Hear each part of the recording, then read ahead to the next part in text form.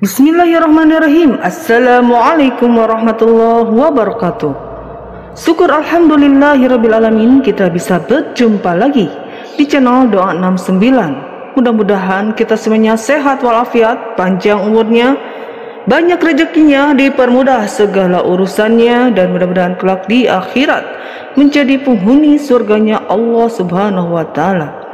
Allahumma sholli ala Sayyidina Muhammad wa ala ali Sayyidina Muhammad.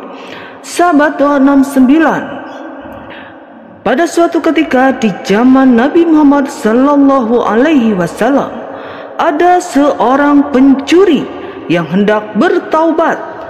Dia duduk di majelis Nabi Muhammad sallallahu alaihi wasallam, di mana para sahabat berdesak-desakan di Masjid Nabawi. Suatu ketika dia menangkap perkataan Nabi Muhammad sallallahu alaihi wasallam, barang siapa meninggalkan sesuatu yang haram karena Allah, maka suatu ketika dia akan memperoleh yang haram itu dalam keadaan halal. Pencuri ini tidak memahami maksudnya, apalagi ketika para sahabat mendiskusikan hal tersebut. Setelah majelis dengan tingkat keimanan dan pemahaman yang jauh di bawah sampai dia merasa tersisihkan.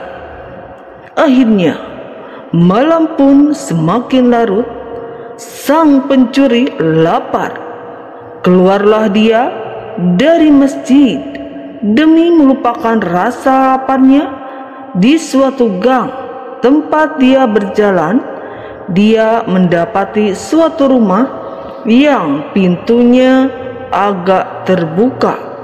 Dengan insting pencurinya yang tajam, ia dapat melihat dalam gelap bahwa pintu itu tidak terkunci. Saat itu timbullah peperangan dalam hatinya untuk mencuri atau tidak. Tidak, ia merasa tidak boleh mencuri lagi. Namun tiba-tiba timbul bisikan aneh, jika kamu tidak mencuri, mungkin akan ada pencuri lainnya yang belum tentu seperti kamu. Dia pun berpikir sesaat, kemudian maka diputuskan bahwa dia hendak memberitahukan atau mengingatkan pemiliknya di dalam agar mengunci pintu rumahnya, karena sudah lewat tengah malam. Dia hendak memberi salam, namun kembali suara tadi, "Hei pemuda, bagaimana kalau ternyata di dalam ada pencuri dan pintu itu ternyata adalah pencuri itu yang membuka? Bila engkau mengucap salam, akan kagetlah dia dan bersembunyi. Alangkah baiknya jika engkau masuk diam-diam dan memergoki dia dengan menangkap basah." Benar juga, pikir si pemuda ini. Maka masuklah ia dengan tanpa suara. Ruangan rumah tersebut agak luas dilihatnya. Berkeliling ada satu meja yang penuh dengan makanan. Timbul keinginannya untuk mencuri lagi. Namun segera ia sadar, "Tidak, aku tidak boleh mencuri lagi," pikir si pemuda ini. Masalah ia dengan hati-hati, syukurlah tidak ada pencuri, berarti memang sang pemilik yang lalai mengunci pintu. Sekarang tinggal memberitahukan kepada pemilik rumah tentang kelalaiannya. Tentang kelalaiannya itu tiba-tiba terdengar mendengkur halus dari seluruh ruang.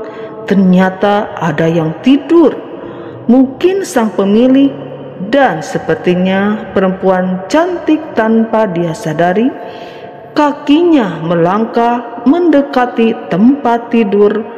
Perasaannya berkecamuk, macam-macam yang ada dalam hatinya. Kecantikan tidak lengkapnya busana tidur yang menutup sang wanita membuat timbul hasrat kotor dalam dirinya. Begitu besarnya hingga keluar keringat dinginnya, seakan jelas ia mendengar jantungnya berdetak kencang. Serta tak dia sangka, ia sudah duduk mematung di samping tempat tidur. Tidak, aku tidak boleh melakukan ini. Aku ingin bertaubat dan tidak mau menambahkan dosa. Yang ada, pikir si pemuda ini. Segera ia memutar badannya untuk pergi. Ia ketuk dan beri salam dari luar, sebagaimana tadi ketika akan menuju pintu keluar. Ia melalui meja makan, tiba-tiba terdengar bunyi dan dalam perutnya si pencuri ini lapar. Dan kemudian suara aneh tadi muncul lagi. Bagus, hai pemuda yang baik. Bagaimana ringankah sekarang perasaanmu setelah melawan hawa nafsu birahimu? Ada rasa bangga dalam hati si pencuri ini dapat berbuat kebaikan, dan niat perbuatan pemberitahuan ini akan sangat terpuji, pikir sang pemuda. Suara itu berkata, maka sudah sepatutnya engkau memperoleh ganjaran dari sang pemilik rumah atas niat kebaikanmu itu. Ambillah sedikit makanan untuk mengganjal perutmu, agar tidak timbul perasaan dan keinginan mencuri lagi. Si pencuri merenung sebentar, dan tiba-tiba ia tersadar serta berucap dalam hati, engkau dari tadi yang berbicara dan memberi nasihat kepadaku, tapi nasihatmu itu telah menjadikan aku menjadi tamu, tidak diundang. Seperti ini, aku tidak dengarkan nasihatmu. Bila engkau Tuhan, maka tidak akan memberi nasihat seperti ini. Pasti engkau setan. Celaka aku bila ada orang yang di luar dan melihat perbuatanku. Aku harus keluar, pikir si pemuda ini lagi. Maka dengan tergesa-gesa ia keluar dari rumah wanita tersebut. Ketika tiba di hadapan pintu, ia mengetuk keras dan mengucap salam yang terdengar serak, menakutkan. Semakin khawatir ia akan suaranya yang berubah setelah itu tanpa mematikan pemiliknya. Mendengar atau tidak, ia kembali menuju masjid dengan perasaan galau namun lega, karena tidak ada orang yang memergoki dia melakukan apa yang disarankan suara aneh tadi. Sesampai di masjid, ia melihat Nabi Muhammad SAW sedang berdiri sholat. Di sudut ruang ada seorang yang membaca Al-Quran dengan khusyuk sambil meneteskan air mata. Hal ini di sudut-sudut terdapat para sahabat dan kaum Safa sedang tidur. Dingin sekali malam ini. Lapar sekali Pak Rudi ini. Si pencuri teringat lagi akan pengalaman yang baru dialami dan bersyukur atas pertolongan Allah Subhanahu wa Ta'ala yang menguatkan hatinya, tapi tidak didengar bisikan Allah di hatinya. Apakah Allah marah kepadaku? Pikir si pemuda ini. Lalu ia menghampiri sudut ruang masjid, duduk dekat pintu, dekat orang yang membaca Al-Quran. Di tengah lamunannya ia mendengar sayup namun jelas baik-baik ayat suci, dan mereka semuanya pada masyarakat berkumpul menghadap kehadirat Allah. Lalu berkatalah orang-orang yang lemah kepada orang-orang yang sombong, sesungguhnya kami dahulu adalah pengikut-pengikutmu, maka dapatkah kamu menghindarkan daripada kami azab Allah Subhanahu wa ta'ala? Walaupun sedikit saja. Mereka menjawab, ngomong seadanya, Allah memberi petunjuk kepada kami, niscaya kami dapat memberi petunjuk kepadamu. Sama saja bagi kita, apakah kita mengeluh ataukah bersabar? Sekali-kali kita tidak mempunyai tempat untuk melarikan diri, dan berkatalah setan tatkala perkara hisab telah diselesaikan, sesungguhnya Allah telah menjanjikan kepadamu janji yang benar, dan aku pun telah menjanjikan kepadamu, tetapi aku menyalaminya. Sekali-kali tidak kekuasaan bagiku terhadapmu, melainkan sekedar aku menyeru kamu, lalu kamu mematuhi seruanku. Oleh sebab itu, janganlah kamu mencerca aku, akan tetapi cercalah dirimu sendiri. Aku sekali-kali tidak dapat menolongmu, dan kamu pun sekali-kali tidak dapat menolongku. Sesungguhnya aku tidak membenarkan perbuatanmu, mempersekutukan aku dengan Allah sejak dahulu. Sesungguhnya orang-orang Muslim itu mendapat siksaan, orang-orang Nur Salim itu mendapat siksaan yang pedih. Bergetarlah hati mendengar firman Allah yang didengarnya. Ia berkata, engkau berbicara kepadakukah? Ya Allah, serasa lapang hatinya semakin asik. Dia mendengarkan bacaan suci itu, maka lupalah ia akan laparnya. Segera rasanya badannya cukup lama ia mendengarkan bacaan orang itu, hingga tiba-tiba tersedak ia karena bacaan itu dihentikan. Berganti dengan ucapan menjawab salam.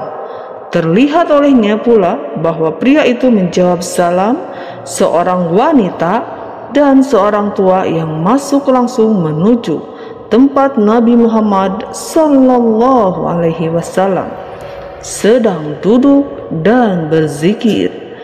Dan wajah wanita itu adalah wanita-wanita tadi. Si pencuri gelisah, apakah tadi ketika ia berada di ruangan itu, sang wanita pura-pura tidur dan melihat wajahnya, ataukah ada orang yang diam-diam melihatnya? Ini laki-laki tua yang bersamanya adalah orang yang diam-diam memerogokinya ketika ia keluar dan mengetuk pintu rumah itu. Celaka, celaka, pikir si pemuda ini. Tubuhnya gemetar. Ia tidak mampu menggerakkan anggota tubuhnya untuk bersembunyi atau pergi. Apalagi tampak olehnya pria yang tadi membaca Al-Quran hendak tidur dan tak lama mendengkur. Si pencuri ini melihat mereka sudah berbicara dengan Nabi Muhammad SAW. Celaka, pikir si pemuda ini. Dengan panik, hampir centang jatuh. Hampir jantungnya jatuh. Ia ketika dengar suara Nabi Muhammad SAW. Kemarilah dengan perlahan dan perasaan takut ia mendekat. Ia berusaha menyembunyikan wajahnya. Ia mendengar sang perempuan masih berbicara kepada Nabi Muhammad SAW. Ia berkata, benar, ya Rasulullah, saya sangat takut pada saat itu bermimpi rumah saya kemasukan orang yang hendak mencuri. Dia mendekati saya dan hendak menyetubuhi saya. Ketika saya berontak, ternyata itu hanya mimpi. Namun ketika saya melihat sekelilingnya, ternyata pintu rumah saya terbuka sebagaimana mimpi saya, dan ada suara menyeramkan yang membuat saya takut. Maka segera saya menuju rumah paman saya. untuk meminta dicarikan suami buat saya, agar kejadian yang dimimpi saya tidak terjadi apabila saya ada suami yang melindungi, sehingga beliau mengajak saya menemui engkau di sini, ya Rasulullah, agar memilihkan calon suami untuk saya. Nabi Muhammad SAW memandang kepada si pemuda bekas pencuri, lalu berkata, karena tidak ada pria yang bangun kecuali engkau, sang pemuda ini, maka aku tawarkan kepadamu, maukah engkau menjadi suaminya? Si pemuda ini pun terkejut, bukan main. Dengan cepat ia setelah salat subuh, Nabi Muhammad SAW mengumumkan hal ini, meminta para sahabat mengumpulkan dana untuk mengadakan pernikahan dan pembayaran mas kawin si pemuda ini. Setelah pernikahannya, tahulah ia akan arti perkataan Nabi Muhammad SAW yang lalu, barang siapa meninggalkan sesuatu yang haram karena Allah, maka suatu ketika dia akan memperoleh yang haram itu dalam keadaan halal. Walau alam bisawab. Mudah-mudahan ini semua bermanfaat. Akhirul kalam. Wassalamualaikum warahmatullahi wabarakatuh.